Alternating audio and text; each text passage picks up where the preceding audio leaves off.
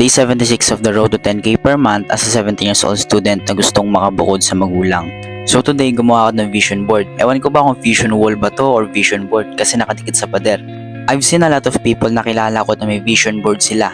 And slowly, they are getting na things na dinikit nila ron. So since I have a goal na makabukod at naniniwala ako sa term of manifesting, attracting, imagination, ginawa ko na din ito cause why not? Sigurado naman ako na malaking tulong ang pagkakaroon ng vision board when it comes of achieving the things na gusto natin makuha. It's either long term or short term pa man yan. Dati nga, aware ako sa mga bagay na to. But since napakatamad ko, tinatamad ako gumawa ng vision board. Dahil nga, nasulat ko naman na din yung mga goals ko for this month sa notebook ko.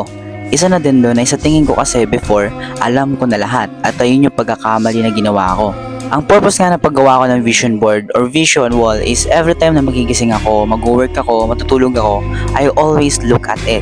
And nai-imagine ko na nangyayari na sa tunay na buhay yung mga nakadikit na pictures. It inspires me more na mas magtrabaho pa at mas galingan ko ngayong araw.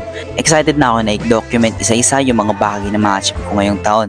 That's all for my day 76. See you tomorrow. Peace out.